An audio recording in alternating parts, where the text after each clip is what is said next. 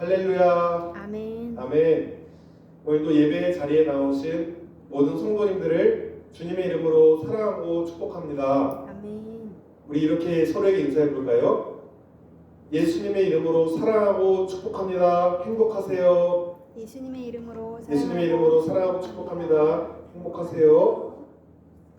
예, 오늘 같이 은혜 받으실 하나님 말씀은 로마서 2장 1절에서 11절 말씀입니다. 말씀의 제목은 남을 판단하지 말고 사랑의 마음으로 기도합시다 라는 제목입니다. 오늘 본문에 1절에서 5절까지만 해도 판단이라는 말이 7번 나옵니다. 판단이라는 사전적 정의는 사물을 인식하여 논리나 기준 등에 따라 판정을 내림 혹은 상황 판단입니다. 우리가 세상을 살아가면서 어떠한 일을 하거나 과학이나 사업의 영역 등에서 어떠한 판단을 근거로 결정을 내려야 될 때가 있습니다. 과학도 어떠한 이론이 법칙이 되기 위해서는 수많은 실험과 또 판단의 근거를 거쳐서 법칙이 나오듯이 이처럼 세상에서 판단은 때때로 필요한 것처럼 보입니다.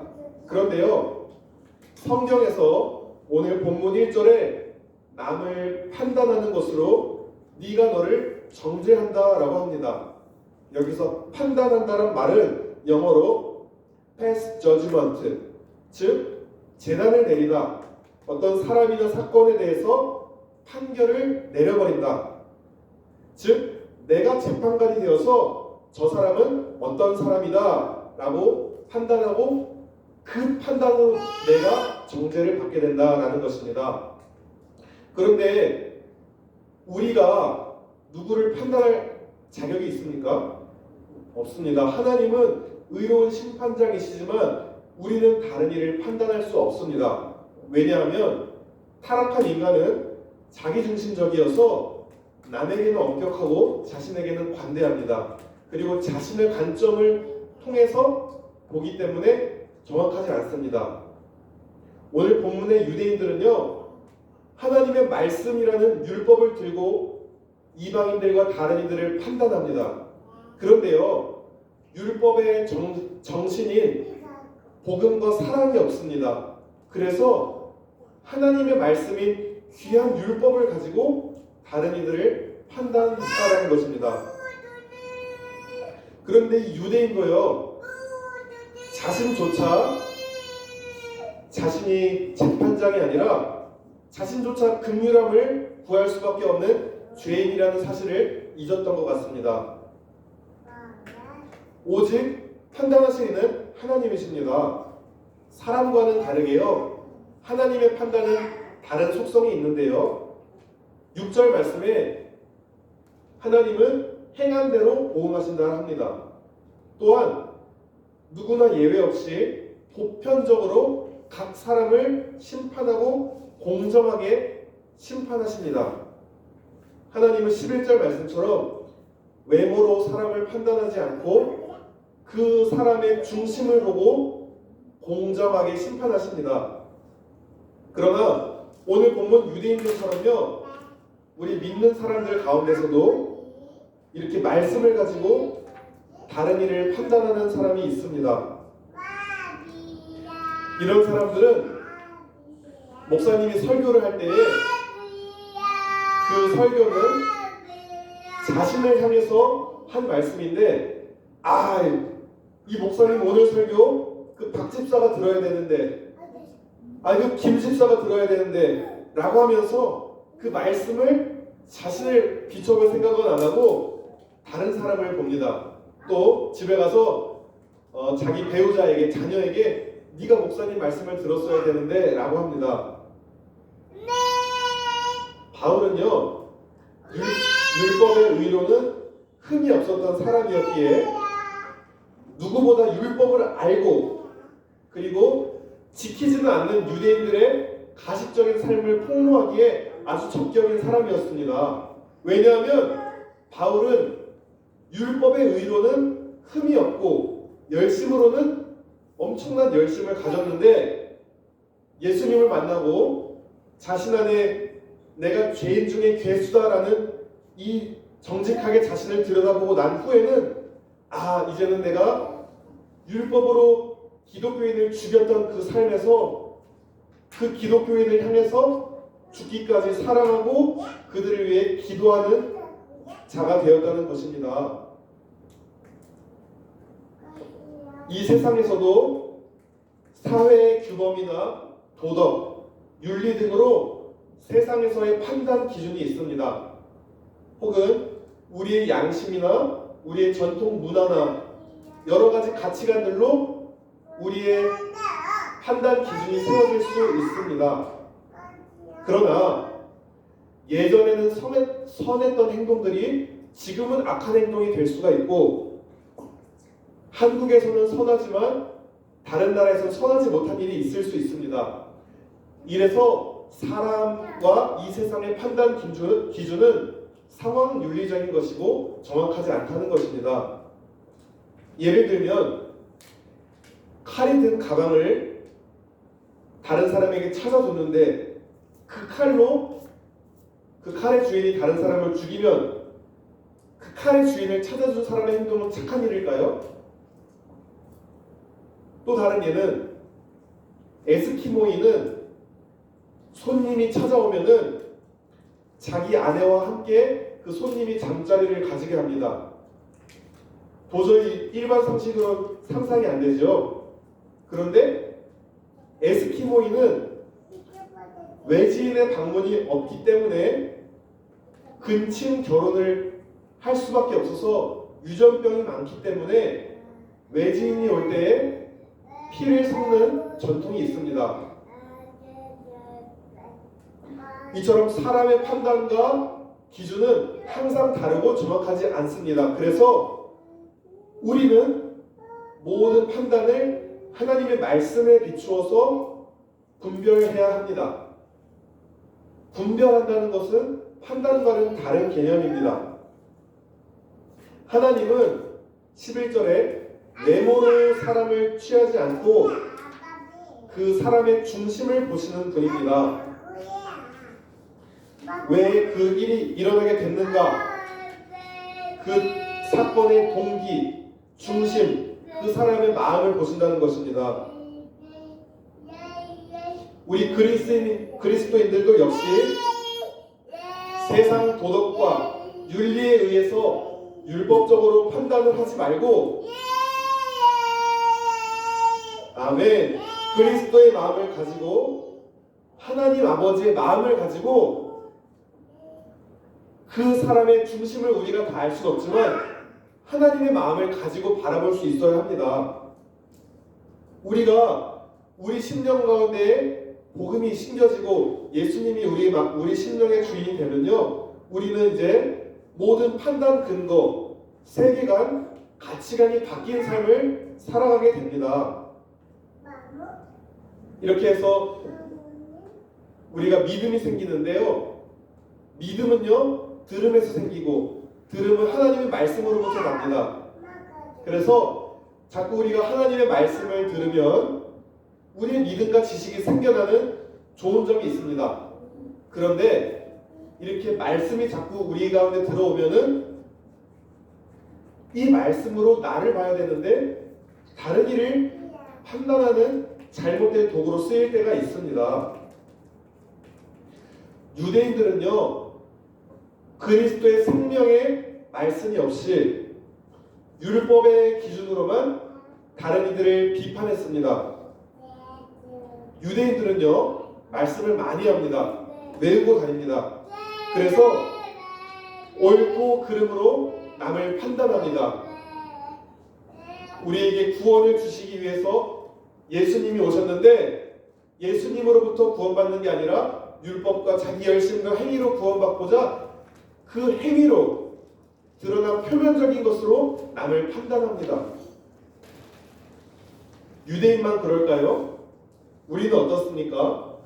때때로 은혜 받고 때때로 하나님 말씀대로 열심히 사는 것 같으면 내가 은혜 받고 충만한 것으로 그치지 않고 나는 이렇게 열심히 사는데 너는 왜 그렇게 사냐?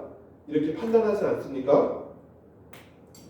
하나님이 지식의 말씀을 주신 것, 또 다른 사람에 대해서 안 좋은 점을 깨닫게 하신 것은 그 사람을 판단하라고 주신 것이 아니라 우리가 다른 사람의 허물을 알고 말씀을 통해서 분별했다는 것은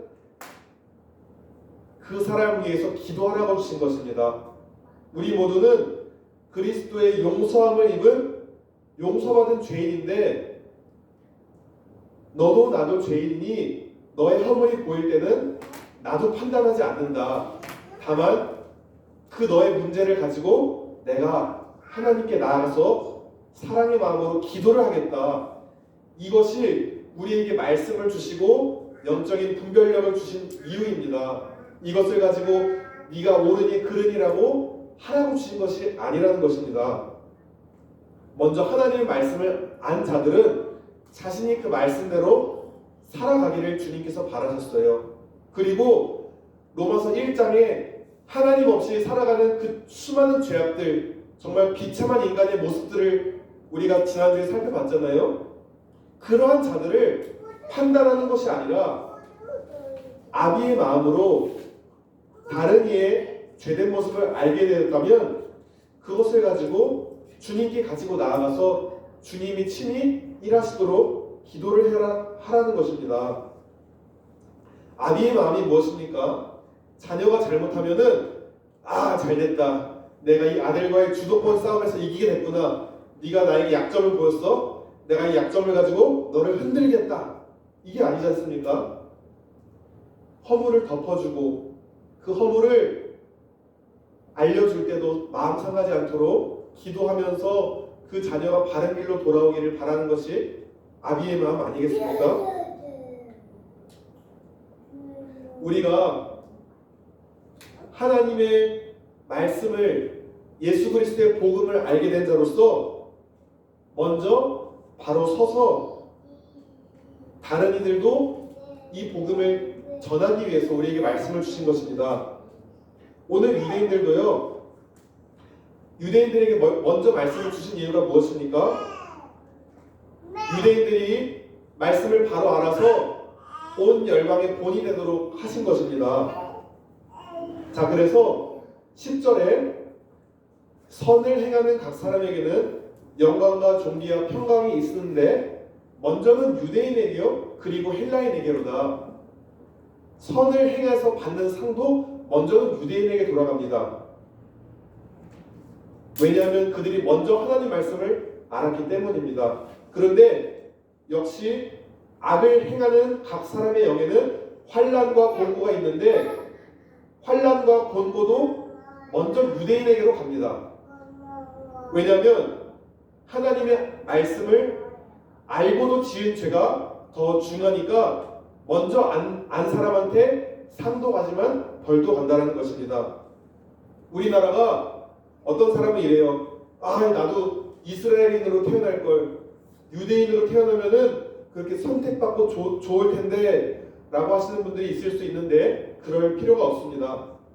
유대인들은 하나님의 장자로서 엄청난 축복도 받았지만 장자이니까 말을 안 들으면 세게 또한 호되게 질책당한 것도 유대인입니다. 우리가 역사적으로 보면 많이 알지 않습니까? 유대인은 유대인들의 부르심이 있고 대한민국 사람은 대한민국 사람으로서 부르심이 있습니다. 영적인 눈이 가려져서 예수님을 모르는 유대인들을 깨울 우리가 사명이 있고 열방을 향해 복음을 전할 사명이 우리에게 있습니다. 우리는 이 세상을 살아가면서 뱀처럼 지혜롭고 비둘기처럼 순결해야 합니다. 그러기 위해서는 선악의 기준이 되는 하나님의 말씀을 알아야 합니다. 그런데 이 말씀을 율법으로 알면 안 되고 복음으로 알아야 됩니다. 이 말씀이 다른 일을 판단하는 기준이 되어서는 안 됩니다. 우리가 이 말씀이 없어서 영적인 분별력이 없으면 이 죄악된 세상의 가치관들이 홍수처럼 쏟아져 올 때에 우리가 미혹되어서 계시록에 나오는 음녀, 음행을 행하는, 여기서 음녀는 육체적인 음행뿐만 아니라 하나님 외에 다른 것의 마음을 뺏기는 음행, 영적인 간음인 것입니다. 그래서 우리가 이 말씀이 우리 가운데 없으면 분별력이 없어서 음녀처럼 살아간다. 그런데 나는 말씀을 가졌다고 해서 너가 말씀대로 살지 않아? 너 그렇게 살면 지옥 간다. 너 죄인이야? 라고 엄포를 넣으라고 우리에게 말씀 주신 것이 아니라, 하나님, 나와 함께하는 동료와 나와 함께하는 가족과 친척의 이 연약한 모습을 보게 하셨네요. 이것을 알게 하시고 보게 하신 것은 그저 판단하라고 주신 게 아니라 저 영혼을 위해서 기도하라고 주셨군요. 우리가 흔히들 사랑의 권면과 잔소리를 같은 맥락으로 보는 경우가 있습니다.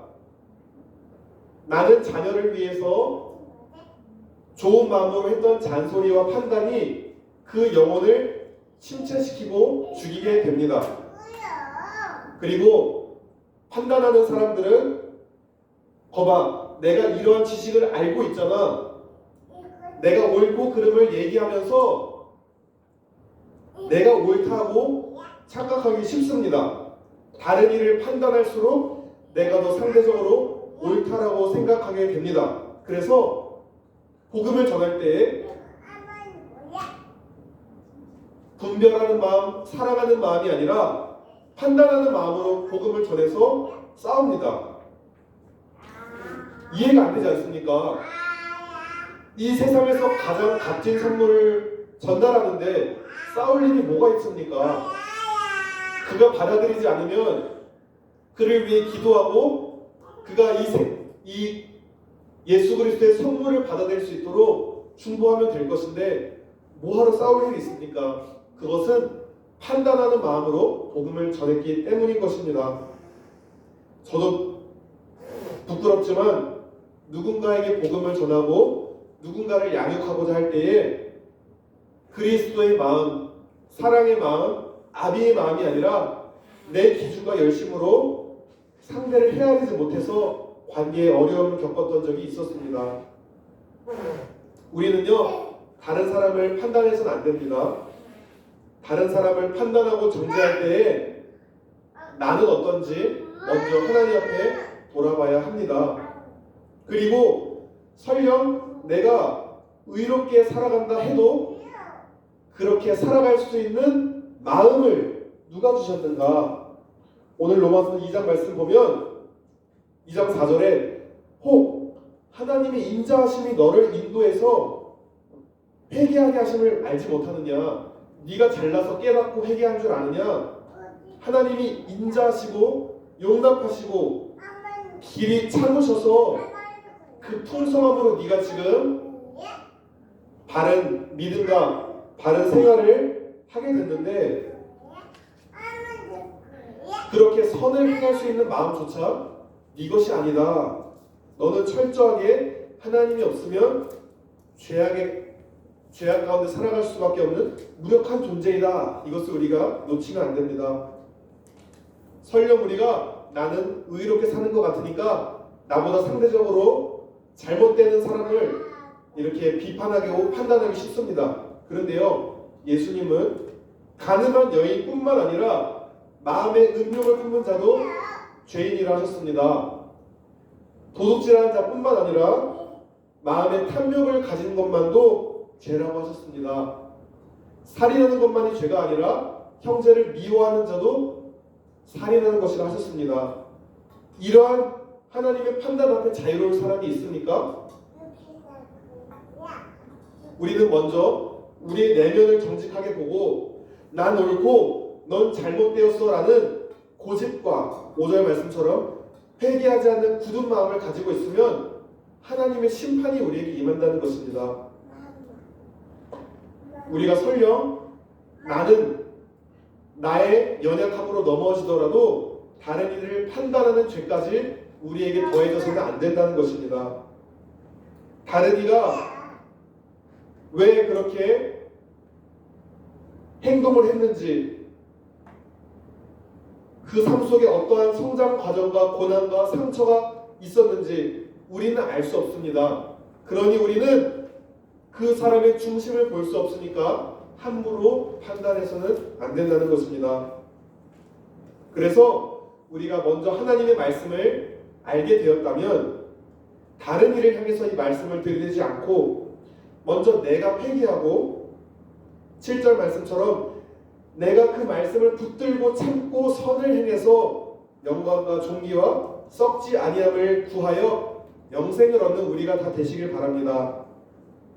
그리고 하나님의 말씀을 통해서 혹은 주변 사람들을 통해서 내 죄가 깨달아질 때에 고집 피우지 않고 내 죄를 인정하고 즉시 회개하는 부드러운 마음,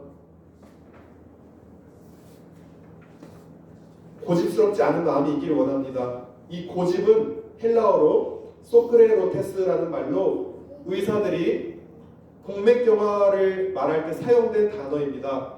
이 동맥이 경화되면요, 사람이 살 가망이 없듯이 우리 심령이 어느새 굳어지면은 우리가 돌이킬 가망이 없습니다. 우리가 잘못은 범할 수 있습니다. 그런데 회개하고 돌아오지 않고 그 심령이 굳어진 상태로 있으면 안 됩니다. 내 죄가 깨달아지면 즉시 인정하는 마음으로 회개하고 또 다른 이들의 죄를 보게 된다면 판단하지 않고 사랑의 마음으로 기도하게 되기를 바랍니다. 이것이 주님의 마음인 줄 믿습니다. 그리고 다른 이를 향해서 했던 판단이 동일하게 내게 적용된다는 사실을 잊지 마시기 바랍니다. 우리가 사랑의 마음으로 충만해서 권면은 할 수 있습니다. 그런데요, 사랑의 마음으로 하는 권면과 판단은 아마 그 영혼은, 듣는 영혼은 알 것이라고 생각합니다. 우리가 다른 사람이 연약한 모습을 봤을 때에 먼저는 사랑의 마음으로 기도하라고 주신 것이니 기도하고, 그럼에도 저 영혼 저대로 가면 안 되는데 라는 마음을 하나님께서 부어주시면 그때 하나님이 그에게 이러한 말을 해라 라고 할 때에 그때에 사랑의 마음, 아비의 마음으로 권면할 때 그 영혼이 죽게 돌아오게 될 줄 믿습니다. 그저 판단하고 정죄할 때 그 마음이 아니라 먼저 사랑의 마음으로 기도를 하고 나서 저 영혼 저대로 가면 안 되는데 라고 기도하면 하나님이 그때에 돌아오게 하실 줄 믿습니다. 우리 모두 공정하고 의로운 심판장 앞에 행한 대로 심판받을 날이 있을 것입니다. 그 날을 바라보면서 우리가 예수님의 생명의 말씀을 붙들고 참고 선을 행해서 영생을 얻기를 원합니다. 우리가 살아가는 매 순간의 삶이요, 사람의 판단을 받는 것이 아니라 하나님의 판단, 의롭고 정확하고 공정하신 하나님의 심판 앞에 살아간다는 마음으로 우리의 옷깃을 여미고 그렇게 우리의 작은 말과 행동, 마음과 생각을 신중하게 주님의 영광을 위해 믿음으로 살아가시는 모든 성도님들 다 되시기를 예수님의 이름으로 축복하며 기도합니다. 기도하시겠습니다. 하나님 아버지, 우리가 먼저 말씀을 알았다고 율법적으로 오늘 본문의 유대인들처럼 죄 가운데 거한 연약한 자들을 판단하지 않았나 돌아봅니다.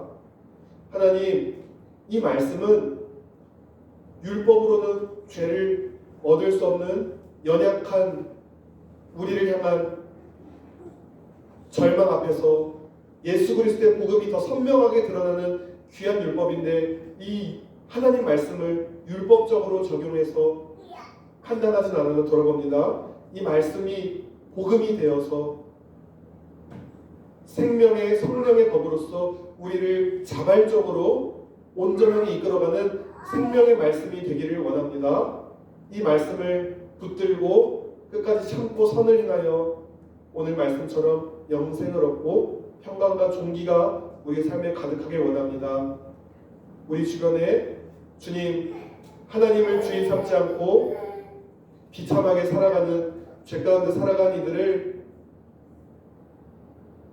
그들 역시도 하나님이 돌아오기 원하시는 하나님의 백성임을 믿고 우리가 함부로 말하거나 판단하지 않고 그 죄악된 모습을 우리의 기도의 자리로 가지고 나아가서 그 영혼을 품고 중보하고 사랑의 마음으로 권면할 수 있도록 인도하여 주옵소서. 그래야 그도 시간이 오래 걸리더라도 주님의 사랑을 꼭 알고 깨달아야 될 존재임을 믿습니다. 우리가 그렇게 하나님의 말씀을 누리고 그 말씀대로 많은 이들을 돌아오게 하는 복된 하나님의 축복의 통로가 될 수 있도록 인도하여 주시옵소서. 감사드리며 우리 주 예수 그리스도 이름으로 기도드렸습니다. 아멘.